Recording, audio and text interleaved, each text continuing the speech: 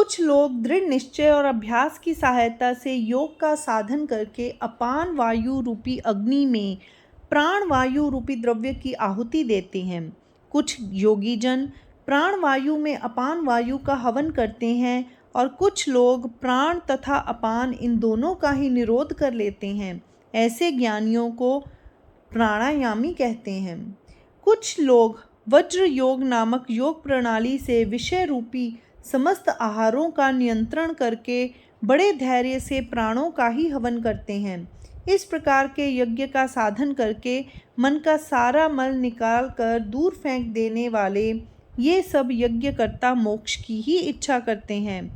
जो लोग माया और मोह को जलाकर केवल सहज आत्म स्वरूप में ही बच रहते हैं, उनमें फिर अग्नि और यष्टा की भावना ही बाकी नहीं रह जाती।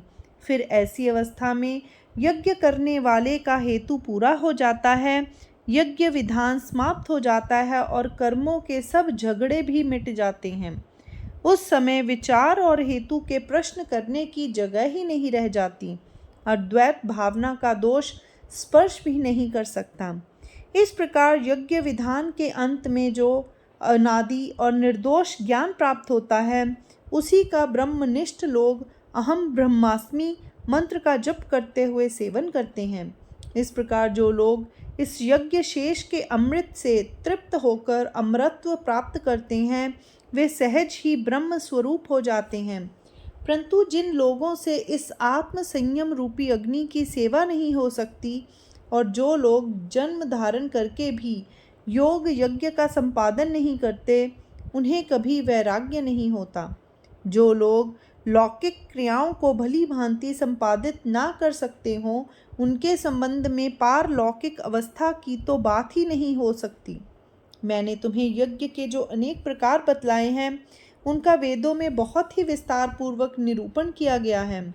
उन सबको तू मन, इंद्रिय और ज्ञान की क्रिया द्वारा संपन्न होने वाला जान। इस प्रकार तत्व से जानकर उनके अनुष्ठान द्वारा तू कर्म बंधन से सर्वथा मुक्त हो जाएगा। हे अर्जुन, वेदों में जो बाह्य क्रिया प्रधान स्थूल यज्ञ बतलाए गए हैं, उनका अपूर्व फल स्वर्ग सुख ही है। उन यज्ञों में केवल जड़ द्रव्यों का हवन होता है। इसीलिए जिस प्रकार सूर्य के सामने सब तारों का तेज फीका पड़ जाता है, उसी प्रकार इस ज्ञान यज्ञ के सामने ये सब जड़ यज्ञ फीके पड़ जाते हैं और तुच्छ ठहरते हैं। जो ज्ञान स्फूर्ति की आंखों में दिव्य अंजन के समान होता है, जिसके मिलने पर योगी जन यह समझते हैं कि परमात्मा सुख का गुप्त भंडार मिल गया, और इसीलिए जिसे योगी जन कभी अपने से दूर नहीं होने देते। जो ज्ञान प्रचलित कर्मों का अंतिम फल, निष्कर्मता की खान और छटपटाने वाले साधकों का पूर्ण समाधान है, जिस ज्ञान के प्राप्त होने पर कर्मों के प्रति होने वाला अनुराग दुर्बल हो जाता है, तर्क अंधा होकर बैठ जाता है, इंद्रियों को विषय सेवन की बात भूल जाती है, जिससे मन का मनत्व ही नष्ट हो जाता है, वाणी की वाग्मिता का अंत हो जाता है और ज्ञेय का पता लग जाता है। जो ज्ञान वैराग्य की कामना पूरी कर देता है, विवेक का समाधान करता है और जो अनायास ही आत्म तत्व के साथ भेंट करा देता है। यदि तुम यह अत्युत्तम ज्ञान प्राप्त करना चाहो तो तुम्हें सच्चे मन से इन संत सज्जनों की सेवा करनी चाहिए, क्योंकि ज्ञान के मंदिर की यह साधु सेवा दहलीज है। इसीलिए हे अर्जुन, तुम बहुत उत्सुकता से इस ओर प्रवृत्त होकर इसे प्राप्त करो। इसके लिए तन मन और प्राण से संतों के चरणों में लगना चाहिए और अभिमान छोड़कर सब प्रकार से उनकी सेवा करनी चाहिए। ऐसा करने पर जिस ज्ञान की हमें इच्छा है, उसके संबंध में प्रश्न करने पर ये संत लोग उस ज्ञान का भी हमें उपदेश देंगे, और वह ज्ञान ऐसा है कि जिसका उपदेश यदि अंतःकरण को हो जाए तो वह संकल्पहीन हो जाता है। जिस अवस्था के प्रकाश से चित्त निर्भय होकर परब्रह्म की बराबरी का हो जाता है, वह अवस्था जब प्राप्त हो जाए, तब हे भाई अर्जुन, तुम स्वयं अपने आप के सहित भूत मात्र को मेरे स्वरूप में ही अखंड रूप में देख सकोगे। हे पार्थ, जिस समय सद्गुरु की कृपा होगी उस समय इस ज्ञान प्रकाश का प्रभात होगा और अज्ञान का अंधकार दूर हो जाएगा। तुम चाहे पापों के सागर, अज्ञान के आगर और विकारों के पर्वत ही क्यों ना हो, तो भी इस परम ज्ञान की शक्ति के साथ तुलना करने पर ये सब दोष तुच्छ ठहरते हैं। इस ज्ञान में ऐसी ही विलक्षण और उत्तम शक्ति है जिस ज्ञान के प्रकाश के सामने उस अमूर्त परम तत्व की विश्वभास रूपी छाया भी बाकी नहीं रह जाती। उस ज्ञान को तुम्हारे मन का मल दूर करने में भला कितना परिश्रम करना पड़ेगा, इस विषय में तो कोई शंका करनी ही निरा पागलपन है। इस ज्ञान के समान महत और व्यापक इस संसार में और कोई पदार्थ नहीं है। प्रलय काल की जिस आंधी के सामने त्रिभुवन भी जलकर आकाश में धुएं की तरह उड़ जाता है, उसके सामने भला साधारण बादल कहाँ तक ठहर सकते हैं? अथवा जो प्रलय अग्नि वायु के बल से स्वयं पानी को भी जला डालती है, वह क्या कभी घासों और लकड़ियों के सामने दब सकती है?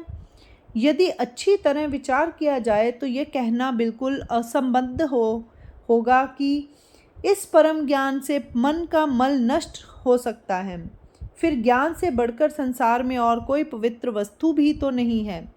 जिस प्रकार संसार में चैतन्य के सिवा और कोई ऐसी वस्तु नहीं है जिसकी चैतन्य के साथ उपमा दी जा सके, उसी प्रकार यह ज्ञान भी ऐसा उत्तम है कि इसके जोड़ का उत्तम और कोई पदार्थ नहीं है। यदि इस महातेजस्वी सूर्य बिंब की कसौटी पर उसका प्रतिबिंब खरा उतर सकता हो, अथवा यदि इस आकाश को गठरी में बांधा जा सकता हो, अथवा यदि पृथ्वी की बराबरी का भार हाथ में उठाया जा सकता हो, तभी भाई अर्जुन संसार से इस ज्ञान की उपमा भी मिल सकती है, और नहीं तो नहीं। इसीलिए यदि सब दृष्टियों से देखा जाए और बार बार विचार किया जाए तो यही निश्चित होता है कि ज्ञान की पवित्रता ज्ञान में ही है और वह किसी दूसरी जगह नहीं मिल सकती। जिस प्रकार यदि वह बतलाना हो कि अमृत का स्वाद कैसा होता है तो यही कहना पड़ता है कि वह अमृत के ही समान होता है, उसी प्रकार ज्ञान के लिए भी केवल ज्ञान की ही उपमा हो सकती है। परंतु अब इस विषय में और अधिक कहना व्यर्थ समय नष्ट करना ही है। श्री कृष्ण के ऐसा कहने पर अर्जुन ने कहा, हे देव, जो आप कहते हैं वही ठीक है। इसके बाद अर्जुन ने अपने मन में सोचा कि अब श्री कृष्ण से यह पूछना चाहिए कि इस ज्ञान को पहचानना कैसे चाहिए और इसके लक्षण क्या हैं। परंतु श्री कृष्ण ने उसी समय अर्जुन के मन का भाव जान लिया और कहा, भाई अर्जुन, मैं इस ज्ञान के साधन का उपाय तुम्हें बतलाता हूँ। सुनो। जो पुरुष आत्म सुख का स्वाद चुकने के कारण समस्त विषयों को तुच्छ समझता है, जो इंद्रियों का लालन नहीं करता, जिसे मन किसी प्रकार का कष्ट नहीं देता, जो माया में नहीं भूलता और जो श्रद्धा बुद्धि की संगति से सुखी हो जाता है, उसमें कुछ संदेह नहीं है कि अखंड और निर्दोष शांति भरा हुआ यह ज्ञान अपने आप उसे ढूंढता हुआ उसके पास पहुंचता है। जहाँ वह ज्ञान अंतःकरण में अच्छी तरह प्रविष्ट हो जाता है और शांति उत्पन्न हो जाती है, वहाँ आत्मबोध का अपने आप प्रचंड विस्तार होने लगता है। इतना हो जाने पर भी वह मनुष्य जिस प्रकार आंख उठाकर देखता है, उसी तरफ उसे केवल शांति ही दिखाई देती है और उसकी अपने और पराये वाली भावना बिल्कुल नष्ट हो जाती है। इस प्रकार इस ज्ञान बीज का निरंतर अपरंपार विस्तार होता रहता है। अब इसका वर्णन मैं कहाँ तक करूँ, इतना ही कहना यथेष्ट है। हे अर्जुन, जिस प्राणी के मन में यह ज्ञान प्राप्त करने की लालसा ना हो, उसका जीने की अपेक्षा मर जाना ही अच्छा है। जिस प्रकार उजड़ा हुआ घर या प्राणहीन शरीर होता है, उसी प्रकार ज्ञानहीन जीवन भी केवल भ्रमपूर्ण ही होता है। अथवा यदि किसी मनुष्य की ऐसी स्थिति हो कि उसे यह ज्ञान तो ना प्राप्त हुआ हो, परंतु फिर भी जिसके मन में इस ज्ञान के प्रति कुछ आदर या प्रेम हो, तो यह समझ लेना चाहिए कि उसके लिए यह ज्ञान प्राप्त कर लेना संभव है। जिसे ज्ञान न हो अथवा कोई मूल्य नहीं है, यदि किसी में यह ज्ञान भी ना हो और साथ ही उसके मन में ज्ञान के प्रति आदर या प्रेम भी ना हो, तो उसके संबंध में यह समझ लेना चाहिए कि वह संशय की अग्नि में भस्म हो गया। जब किसी मनुष्य के मन में अपने आप ऐसी अरुचि उत्पन्न हो जाती है कि उसे स्वयं अमृत भी अच्छा नहीं लगता, तब स्पष्ट रूप से यही समझ लेना चाहिए कि उसकी मृत्यु सिर पर आ पहुंची है। इसी प्रकार जो मनुष्य विषय सुखों में फंसा रहता है और जिसमें ज्ञान की रुचि नहीं होती, उसके संबंध में निश्चित रूप से यही समझ लेना चाहिए कि स्वयं संशय ने उसे खूब अच्छी तरह से घेर या दबा रखा है, और उसे निश्चित रूप से यही समझ लेना चाहिए कि जो संशय में पड़ता है उसका सत्यानाश ही होता है। वह ऐहिक और पारलौकिक दोनों ही सुखों से वंचित रहता है। जिस मनुष्य को भीषण ज्वर चढ़ा रहता है उसे गर्मी और सर्दी के भेद का पता नहीं लगता। ऐसा मनुष्य जिस प्रकार आग और चंद्रमा की चांदनी दोनों को समान ही समझता है, उसी प्रकार संशय में पड़े हुए मनुष्य को अच्छे और बुरे, असंबद्ध और योग्य, हित और अहित का भेद ज्ञात नहीं होता। जिस प्रकार जन्मांध को रात और दिन का भान नहीं होता, उसी प्रकार संशय में डूबे हुए मनुष्य को भी किसी बात का पता नहीं चलता। इसीलिए इस संसार में संशय के समान और कोई घोर पातक नहीं है। प्राणियों को पकड़कर उनका सत्यानाश करने के लिए यह एक जाल ही है। इसीलिए तुम यह संशय छोड़ दो जो ज्ञान के अभाव में उत्पन्न होता है। सबसे पहले तुम्हें केवल इस संशय पर ही विजय प्राप्त करनी चाहिए। जिस समय अज्ञान का घोर अंधकार फैलता है, उस समय इस संशय का बल बहुत बढ़ जाता है। अश्रद्धा के मार्ग का पूर्ण रूप से अंत हो जाता है। फिर यह इतना बढ़ता है कि हृदय में समा ही नहीं सकता। यह बुद्धि को ग्रस लेता है और तब शीघ्र ही उस मनुष्य के लिए तीनों भुवन संशयमय हो जाते हैं।